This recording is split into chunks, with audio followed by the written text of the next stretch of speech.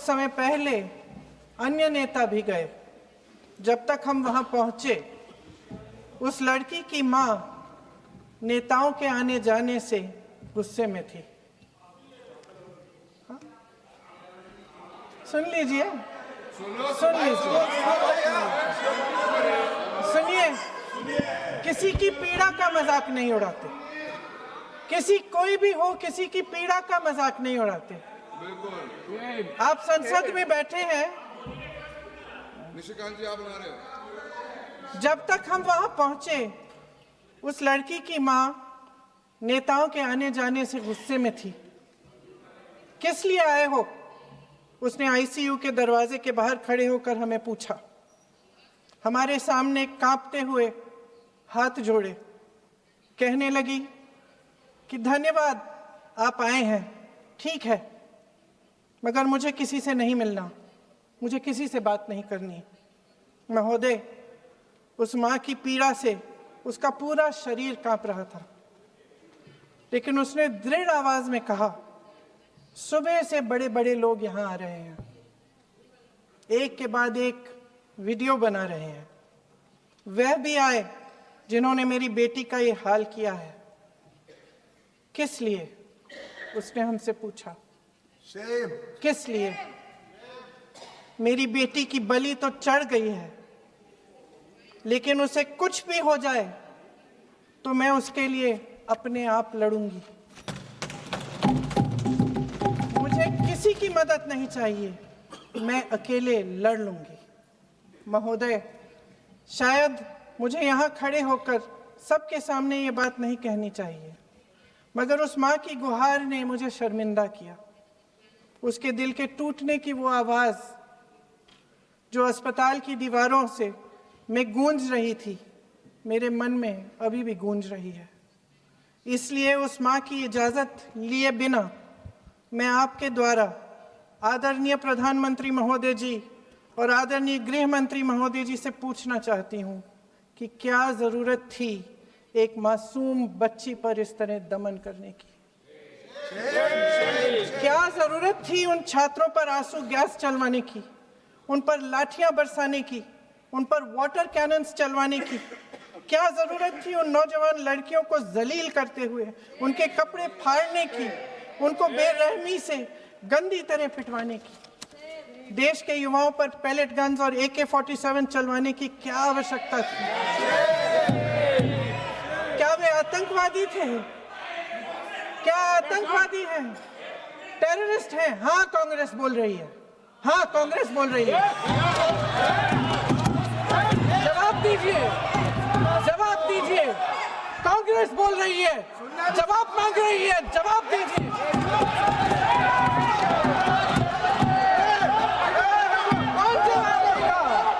कौन जवाब देगा? गृह मंत्री जी जवाब देंगे। किसने ऑर्डर दिया? किसने ऑर्डर दिया पैलेट गन्स चलाने के लिए? किसने ऑर्डर दिया? आपके माध्यम से मैं पूछती हूँ अध्यक्ष महोदय, किसने ऑर्डर दिया? प्रधानमंत्री जी ने दिया? गृह मंत्री जी ने दिया? जवाब देंगे? पूरा देश पूछ रहा है, सिर्फ कांग्रेस पार्टी नहीं पूछ रही है, पूरा देश पूछ रहा है। अध्यक्ष महोदय, देश के माता पिता पूछ रहे हैं, छात्र पूछ रहे हैं, अध्यापक पूछ रहे हैं, पूरा देश आज ये पूछ रहा है। और आपकी जिम्मेदारी बनती है कि आप इस सवाल का जवाब दें। क्यों डरते हैं आप इस देश के नौजवानों से? क्यों डरते हैं आप इस देश की बुलंद आवाज से? और उस आवाज को दबाने का हक आपको किसने दिया है? महोदय, ये सदन यहाँ बैठे हुए सांसदों की जागीर नहीं है, ये इस देश की अमानत है। यहाँ बैठे हम सब इस देश की जनता, इस देश के युवाओं, बुजुर्गों, गरीबों, अमीरों और सब धर्मों, सब वर्गों के देशवासियों के सेवक हैं। हम उनके प्रतिनिधि हैं और ये सत्ता हमें उन्होंने ही दी है। इस देश का संविधान हमारी सर आंखों पे, इस देश का लोकतंत्र सर्वोपरि है, इसे ध्वस्त करना पाप है। यह करोड़ों जनता हमसे सिर्फ एक चीज मांगती है, जवाबदेही। इंग्लिश में इसे अकाउंटेबिलिटी कहते हैं। हमें सत्ता देकर, हमें यहां तक लाकर सिर्फ उसकी ये गुहार है कि जो हम करें उसकी भलाई के लिए करें, और अगर उनके साथ अन्याय हो तो हम उनके प्रति जवाबदेह बने और उन्हें न्याय दिलवाएं। पिछले दिनों हजारों बच्चे सड़क पर उतरे, उन्होंने अपनी पीड़ा व्यक्त की। गांधी जी के दिखाए हुए रास्ते पर अहिंसा और सत्य को अपने दिलों में रखते हुए गाते मुस्कुराते हुए शांतिपूर्वक प्रदर्शन किया। लोकतंत्र के सबसे पवित्र सिद्धांत के तहत उन्होंने अपनी आवाज उठाने का अधिकार कायम किया। ये उस भारत के बच्चे हैं जो गांव में रहते हैं, जो महानगरों में रहते हैं, जो छोटे कस्बों में, छोटे शहरों में रहते हैं, जहां माँ अपने गहने बेच देती है, पिता अपनी जमीन गिरवी रख देता है, एक परिवार अपनी पूरी जिंदगी की कमाई बच्चे के सपने पर खर्च देता है।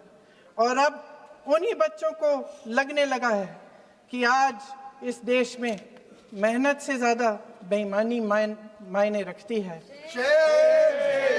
मेरिट से ज्यादा पैसा मायने रखता है। तब सिर्फ एक छात्र नहीं हारता, उम्मीद हारती है। इन परेशान बच्चों ने अपनी उम्मीदें आपसे साझा की। उनकी मांगे क्या थी? कि पेपर लीक करके उनके साथ जो बार बार अन्याय किया जा रहा है उस पर कार्रवाई की जाए, कि जो सिस्टम उनके भविष्य को कुचल रहा है उसे सुधारा जाए, कि जो माफिया उन्हें घेरे हुए है उसे हटाया जाए, कि जिस मंत्री के कार्यकाल में यह सब हुआ वह इस्तीफा दे, कि उन पर बर्बरता करने वालों पर कार्रवाई की जाए और उसके लिए माफी मांगी जाए। बस यही उनकी मांग थी ना, कि जो शिक्षा और स्वतंत्र अभिव्यक्ति का अधिकार उन्हें संविधान ने दिया है उसे कायम रखा जाए। महोदय, हमारे एजुकेशन सिस्टम में कुछ समय से बहुत खामियां भर चुकी हैं। बच्चों पे जो प्रेशर डाला जाता है उसकी वजह से सैकड़ों बच्चों ने आत्महत्या कर डाली है।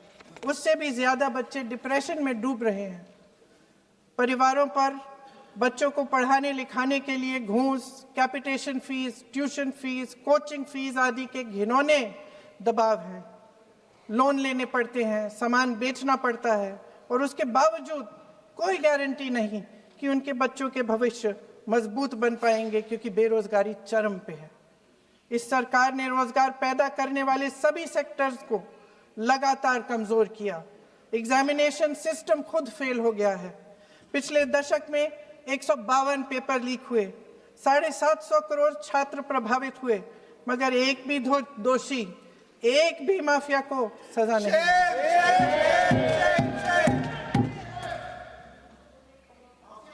हमारे एजुकेशन में आरएसएस के प्रचारकों को भर भर कर उसे खोखला बना दिया है। जबरदस्ती एनटीए बनवाकर सिस्टम का केंद्रीकरण करके उसे और भी उलझा दिया। देश के कुल बजट में, हाँ जी जबरदस्ती, आपने अभी अभी सुना तमिलनाडु के हमारे साथी क्या कह रहे थे। देश के कुल बजट में एजुकेशन बजट की हिस्सेदारी हर साल बढ़ाने की बजाय घटती जा रही है।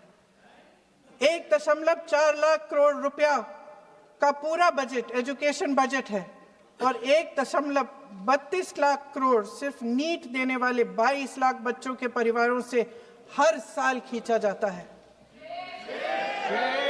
एक और शर्मनाक आंकड़ा भी है।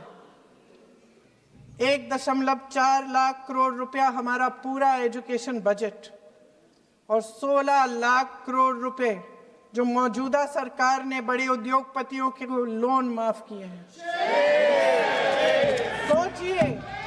सोचिए कि इस सरकार की प्राथमिकताएं क्या है।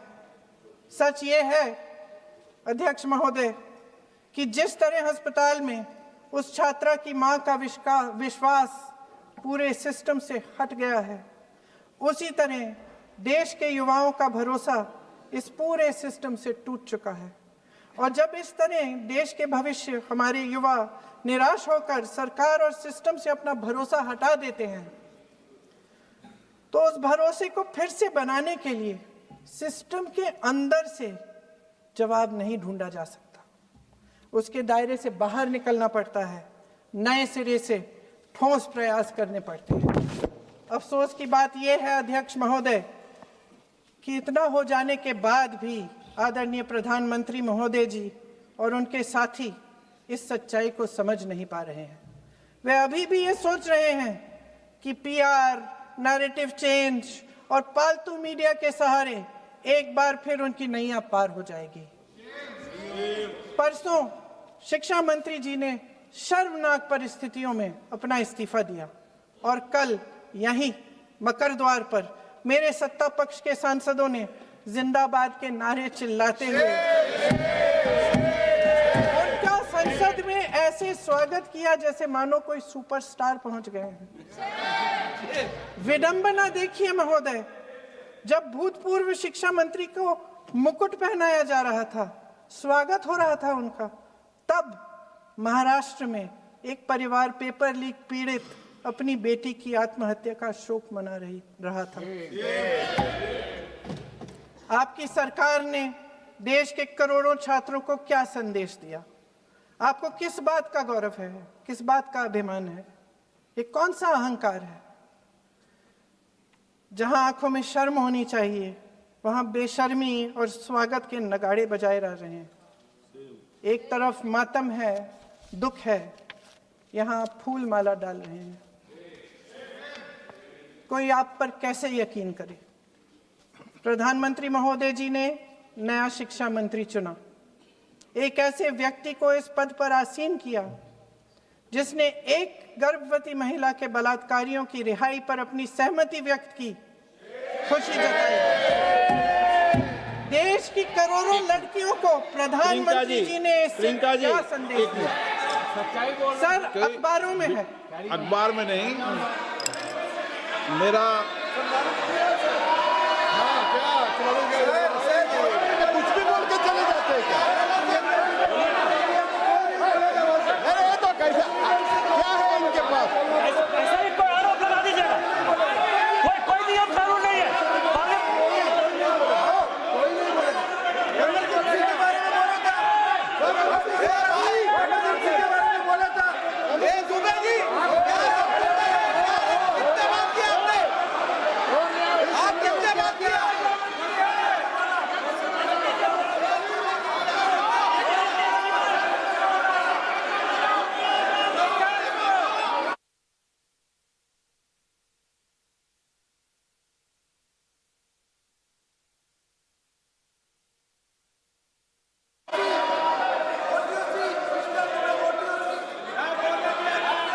अध्यक्ष महोदय जी, जो श्रीमती प्रियंका वाड्रा गांधी जी बोल रही थी, तो बीच में उनके वहाँ से भी टोका टोकी पहले भी हुए, हमारे यहाँ से भी हुए थे।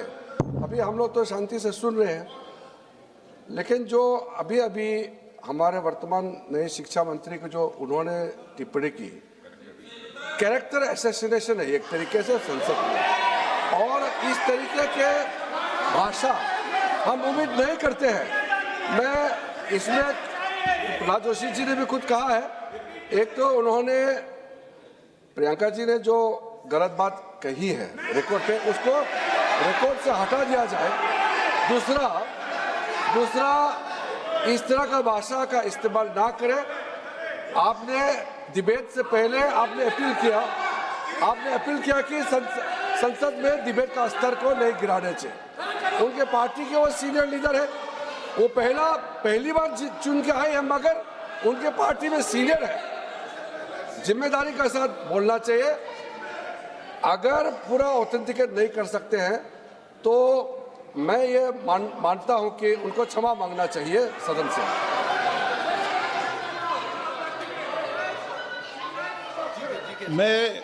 मेरा मत ये है, सदन के अंदर ये सदन सर्वोच्च लोकतांत्रिक संस्था का सदन है। इसका एक एक शब्द हमेशा रिकॉर्ड में रहता है। मैं माननीय सदस्य से आग्रह करूंगा कि बिना तथ्यों के हमें इस तरीके के सदन के पटल पर बात नहीं होनी चाहिए।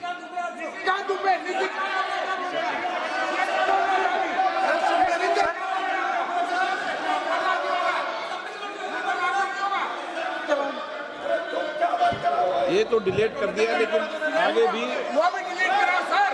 ये जो निशिकांत बोलता वो भी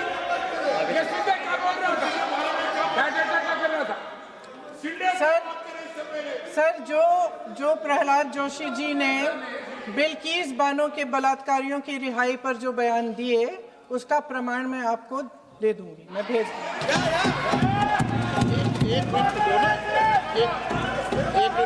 मैं ऑथेंटिकेट कर लूंगी। स्पीकर का डायरेक्शन 115, उनको पहले ऑथेंटिकेट करने के लिए सर, ऑथेंटिकेट करेंगे उसके बाद वो आगे बढ़ेंगे, ऐसे नहीं होगा। पहले ऑथेंटिकेट करने दो सर, उनको ऑथेंटिकेट करने के लिए कहिए, ऑथेंटिकेट करने कहिए उनको।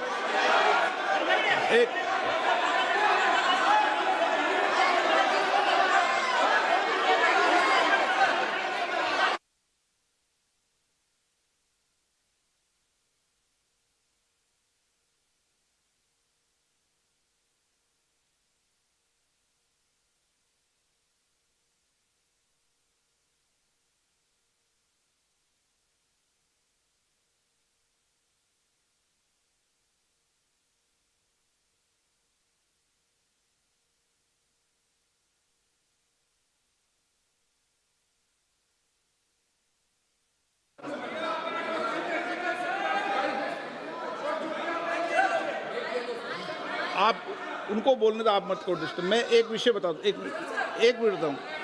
नियम 353 के अंदर फिर मैं एक बार स्पष्ट कर दूं, किसी भी सदस्य द्वारा किसी भी व्यक्ति के विरुद्ध मानहानि या अभियोगात्मक प्रकृति का कोई आरोप नहीं लगाया जाएगा जब तक कि सदस्य ने अध्यक्ष और संबंधित मंत्री को पर्याप्त अग्रिम सूचना नहीं दे दी हो। यह व्यवस्था है।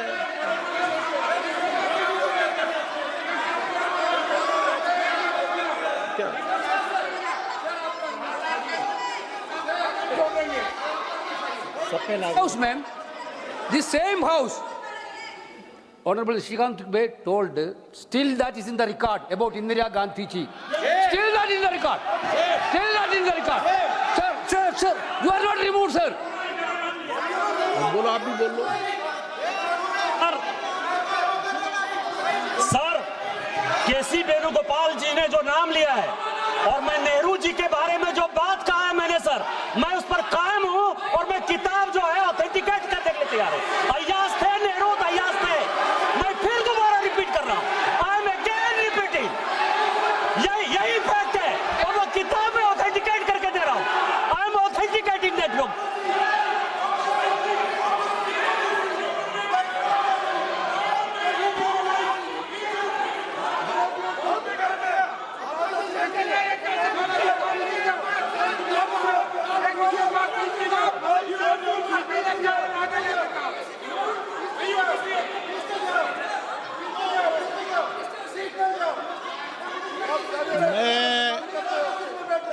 मैं जब आसन पर होता हूं, जो मैं व्यवस्था देता हूं, चाहे सत्ता पक्ष हो या प्रतिपक्ष हो, मैं समान व्यवस्था देता हूं।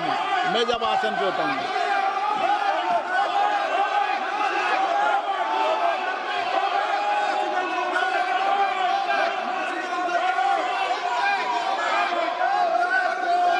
प्लीज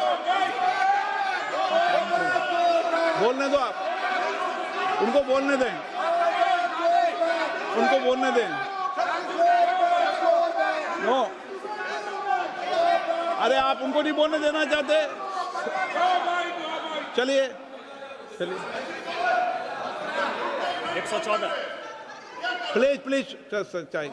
सर प्रियंका जी को ऑथेंटिकेट करना चाहिए और जो मिस इन्फॉर्मेशन कर रहे हैं, नहीं तो मिस इन्फॉर्मेशन के लिए कार्रवाई करना चाहिए सर। ये क्या कुछ भी बोल के चल सकते हैं क्या?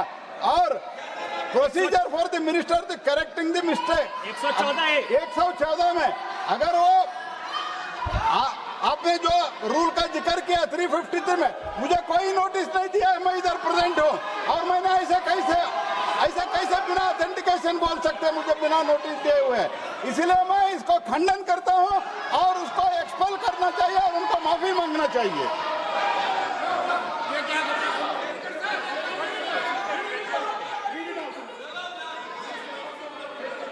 नहीं, ये चैप्टर आगे नहीं बढ़ेगा सर। बिल पे केवल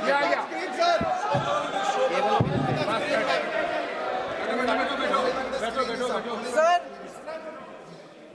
here is a newspaper माननीय article. सदस्य, Sir, पूरा बुक ही लेके आए आपने बुक ही लेके आ सकता है sir, written by a respected माननीय journalist. सदस्य, I will authenticate using this, sir. आप माननीय सदस्य प्लीज इसको छोड़ दें।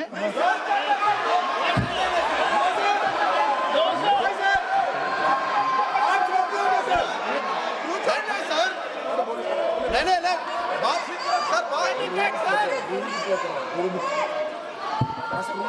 सर, अगर जोशी जी अपने बयान का इस खंडन कर विधेयक रहे पर ही हैं क्या? चर्चा होगी। आप इस बयान का खंडन कर रहे हैं क्या नहीं, जोशी जी माननीय से पूछेगा। सदस्य, मैं आपसे फिर आग्रह कर रहा हूं, इस सदन में इस विधेयक पर ही चर्चा होगी। फिर भी नो, ये विधेयक का विषय नहीं है। आप नो, आप बोलो तो विधेयक पर बोलो, ये मेरी अपेक्षा आपसे। प्लीज सर, कभी- छोड़िए, ये रख दो। इस विषय को छोड़िए।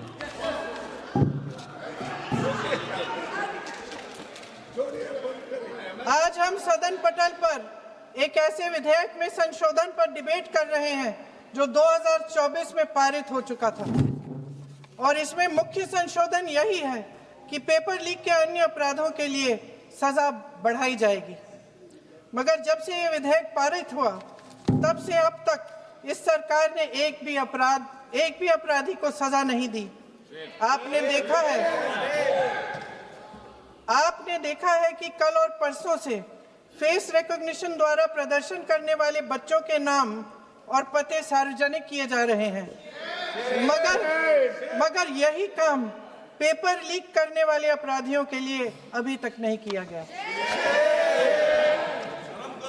ना इस विधेयक में पेपर लीक रोकने के कोई ठोस कदम है। इससे देश के युवाओं का भरोसा कैसे बनेगा? अध्यक्ष महोदय, आदरणीय प्रधानमंत्री महोदय जी को आपके माध्यम से मैं कहना चाहती हूं कि शायद उन्हें अपने सलाहकार बदलने चाहिए। वे असलियत से एकदम टूट चुके हैं। नई नई कमेटियां बनाने से काम नहीं चलेगा। उनका अध्यक्ष चाहे कोई भी हो। राधा कृष्ण कमेटी भी व्यवस्था में सुधार लाने के लिए बनी थी। आज तक उसकी एक सिफारिश लागू नहीं हुई है और इस नई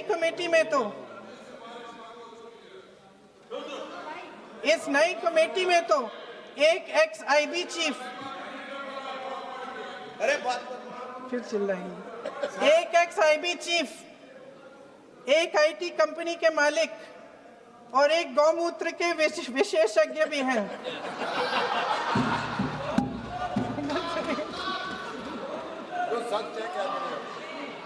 इन्हें शिक्षा के बारे में क्या पता जी? सर, सच है। आप आज मेरे से नाराज हो रहे हैं, पर मुस्कुरा लीजिए। वो आपने भी चुनाव लड़ा।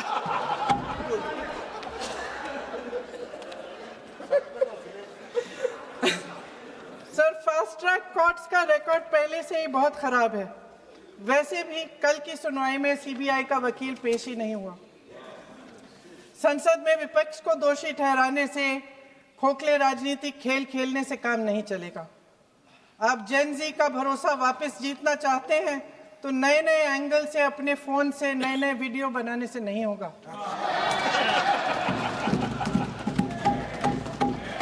प्रधानमंत्री जी को कैमरे का एंगल नहीं, दिल का एंगल बदलना पड़ेगा। ये जेनरेशन जागरूक है, समझता है, झूठ पहचानने की उसकी अपार क्षमता है। इनका दिल और दिमाग जीतने के लिए आपको सच्चाई पर उतरना पड़ेगा। आपके शासन के चलते इस नौजवान पीढ़ी के साथ घोर अन्याय हुआ है, बर्बरता हुई है। इस सच्चाई को स्वीकार करिए। अपनी जिम्मेदारी से पीछे हटने से काम नहीं चलेगा। आदरणीय प्रधानमंत्री महोदय जी, आपको जिम्मेदारी लेनी पड़ेगी, ठोस कदम उठाने पड़ेंगे। शिक्षा विशेषज्ञों को इकट्ठा कीजिए, छात्रों, अध्यापकों, सभी स्टेक होल्डर्स को साथ लेकर अन्य विचारधाराओं के थॉट लीडर्स के साथ गहरी चर्चाएं करवाकर एक नई शिक्षा प्रणाली तैयार कीजिए। मौजूदा नेशनल एजुकेशन पॉलिसी में 8 महीने तो एग्जाम चलते हैं, अध्यापकों को पढ़ाने का समय नहीं मिलता। सिर्फ आरएसएस के लोगों से भरने की बजाय सिस्टम को शिक्षित, एजुकेटेड, उन्नत और उदार दृष्टिकोण के लोगों से भी भरिए, जिनकी योग्यता सिर्फ उनकी विचारधारा न हो। रोजगार पैदा करने के सख्त कदम उठाइए, इस पर फोकस करिए। मेडिकल कॉलेजेस की संख्या बढ़ाइए, चिकित्सा शिक्षा का विस्तार कीजिए, ताकि ये बच्चे जो मेहनत कर कर के भी अपने भविष्य नहीं बना पा रहे हैं, एक उज्जवल भविष्य का सपना देख पाए। अध्यक्ष महोदय, छात्रों को सड़क से हटाया जा सकता है, लेकिन उनके सवालों को नहीं।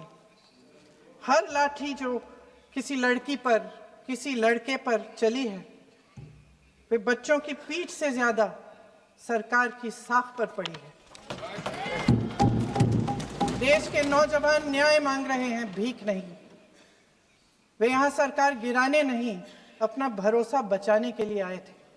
अध्यक्ष महोदय, आपके माध्यम से मैं सरकार को कहना चाहती हूँ, अपनी साख बचाइए, अपनी नीयत ठीक करिए, अपनी अकड़ का इलाज कीजिए, अपने वादों पर अमल कीजिए।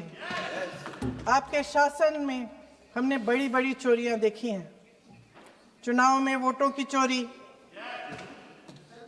राम मंदिर में चंदा की चोरी, आपके उद्योगपति मित्रों द्वारा देश की संपत्ति की चोरी, किसानों की जमीन की चोरी, लेकिन सबसे बड़ी चोरी, हाँ ठीक है, सबसे बड़ी चोरी तब हुई। कहिए, बोलिए।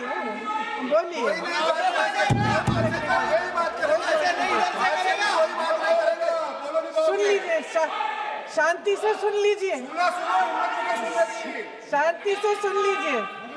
आपको मौका मिलेगा, आप जितनी भी चोरियों की बात करना चाहते हैं आप कर लीजिए, अभी मेरा समय है। सबसे बड़ी चोरी तब हुई जब देश के नौजवानों के भविष्य, उनके सपने चुराए गए।